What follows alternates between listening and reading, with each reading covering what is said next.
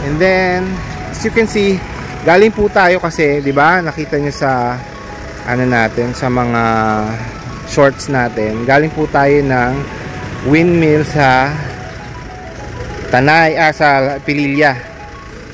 Nakabili tayo ng mga ayan, anong tawag dito? Mga pinwheel. Tama ba? Pinwheel? Pinwheels. Pangarap ko dati pa yan nung nagpunta kami sa ayan, paikutin natin. Sa Tagaytay, plano ko sana bumili nito. Kaso ang mahal, 300 isa. Sabi ko, ay hindi na lang. Nag-wait ako. Ayun, so nakahanap pa tayo sa nakakita tayo sa tawag dito? Sa Pililya. 50 lang isa. Oh, di ba? Ang laking mura. Kung 300. Ito 100 lang. Oh, di ba? Ayaw niya humarap doon. Ayan. Pag nililipad. Sana mahumangin para ayan, nakita niyo, umiikot na. Ganda nito. Pag umiikot. Ayan oh. So on this rock, ayan. Dito ko na nilagay ko na sa outdoor. Sandali ano to pillow to yung ating monkey's tail. Tapos I forgot anong pangalan nito. Tapos itong ating variegated muna din yun. Nandiyan na rin. Tapos dalawang Mendoza yan, magkabilang side. Anyway, yung monkey's tail, magkabilang side din yan. Tapos sa gitna dito ko nilagay yung ating planter ng mga tira-tirang succulents na sana mabuhay. Dito ko na rin nilagay yung ating golden barrel. Actually kumuha ko ng isa mas malaki. Sana maganda dumating.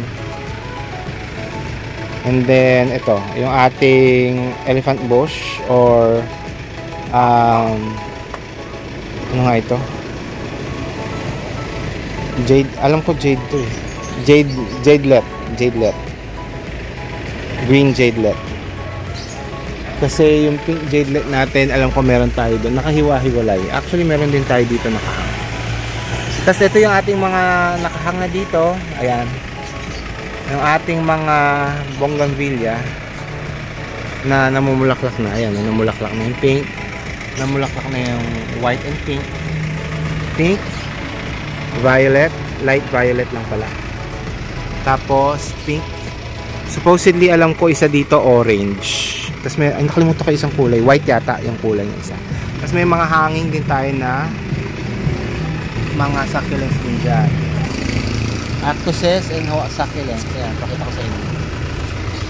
Ayan o. Ay, ayan, may green jadelet din dyan. Yan, pillow plant, Haworthia, green jadelet. Ayan, iba-iba. Okay? And then dito sa baba, yung ating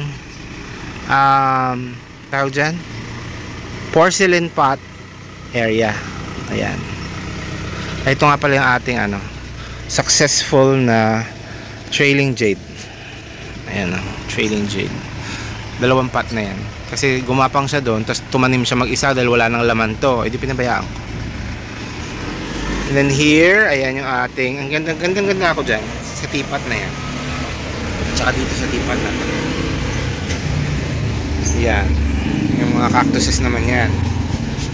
Dito, halo, succulents, ay, cactuses, succulents, tama, succulents, and aloes. Okay. So, dito ang ating big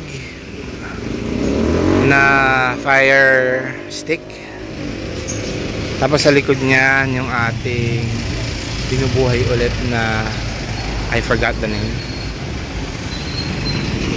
And then dito ang ating aloe agave corner. Yan, yung ating pinakamagagandang aloe, sinokis natin dyan.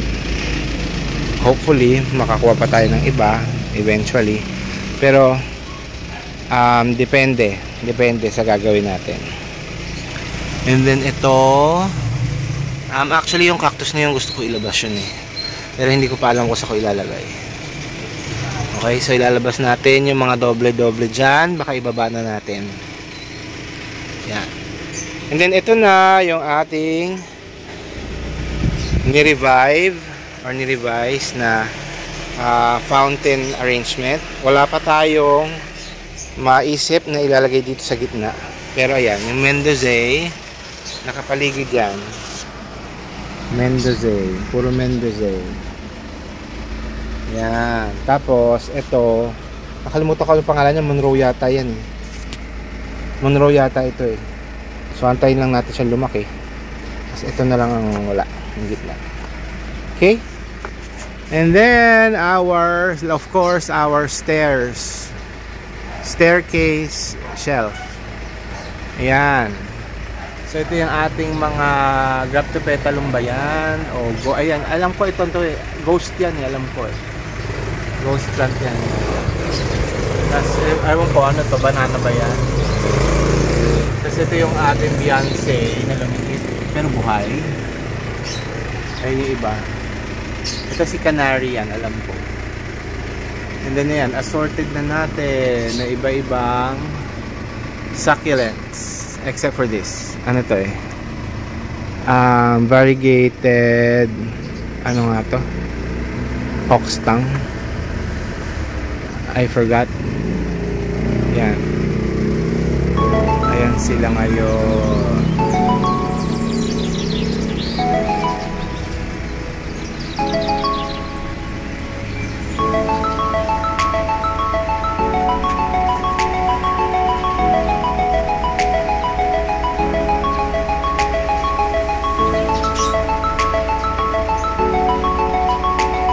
Ang ganda nitong raindrops na to. Itong raindrops na to sa akin, 3 years na to. Nakalimutan ko, itong, basta lahat to matatanda na sa akin. 3 to 4 years. 2 to 3, basta pinakamababa 2 years. Ayan, meron din dun sa loob, mga medyo maliliit. Pero papabawiin natin yan kasi, kaya yan lumiit dahil walang mga araw. Hindi masyado na arawan. And then of course, our big cactuses dito sa baba. Yan. And dito ko na lang ito nilagay yung ariko. Yung ating ano nga, agave rin yan. And then dito yung ating ibang succulents na malalaki. Eventually masasamahan pa yan. Ito, matagal na rin sa akin to, si Pink Curl. Patiba yan. Ito, matagal na rin sa akin, si Copper Spoon. Nandun siya, Silver Spoon. Matatagal na rin sa akin yan. Recently ko lang niripat kasi. Okay? So ito, here's the view from here. Ayan. Tsaka dito sa side na ito. Yan, di ba ang ganda? Ang isa pa pala na dinagdag ko ay itong, kasi itong part na to sa side to, meron na ako dating lalagyan dyan, pero pinagtatanggal ko kasi yung mga ganito yung dati, kasi hindi naalagaan dahil hindi ko nga naabot dahil may shelf na nakaharang. So naglagay na ulit ako ng mga posos at netong mga ito yung mga pinaka-hardy sa araw kasi ito mga devil's backbone, but for me I prefer to call it angel's backbone. Yeah. Sa area kasi nga na to yun, ayan o, dati kasi may shelf dyan. So lahat ng halaman na nakatanim dito dyan, sa nakahang dyan, namamatay. Kaya tinanggal ko na lang sila. So nung nabuhay ko na at gumanda na sila ulit, ayan, yun yung mga, yun yung ito ayun yung devil's backbone na yun, nakapropagate ko lang ulit. Kumbaga pinutultuso ko siya para mas kumapal siya. So siguro mga 2 to 3 days ko lang ilalagay dyan, tapos ibabalik ko na siya doon. Ilalagay ko na siya doon, ipapweste ko na siya ulit doon para doon na siya, tapos aalagaan na lang natin sa dilig. Okay, everyone here this summer hanggang magtag-ulan ay aalagaan muna natin sa dilig.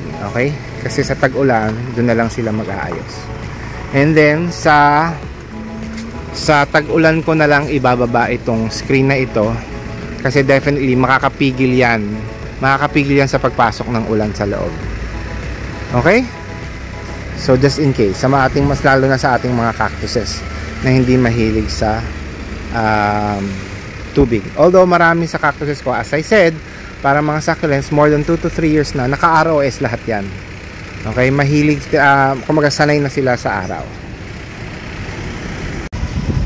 So this is where I will end the video. I hope you enjoyed this series. I hope meron din kayong nakita na pwede nyong magawa sa inyong mga gardens. And yan, continuously tayo babalik, papagandahin ang ating CNS Terrace Garden. Pero hindi na po ako mag-overcrowd. Okay? Hindi na rin ako mag-overmind. Kumbaga, kasi yung last na in order ko, yun yung parang, kasi di ba meron kayong nakita mga space na butas-butas, para doon na lang yun, yung mga in order kong bago, para doon na lang yun, para mapuno. Pero hindi na ako ayoko nang meron sa sahig, kasi nga yun, hindi ako nakakalakad. At the same time, nagsasacrifice yung ibang halaman, ganun din, so nasasayang lang. So ano siya, unhealthy siya sa plants kasi namamatay nga siya, tapos sa akin kasi nasa-stress ako. 'Di ba? Imbis na maging stress reliever siya, nagiging stress donator.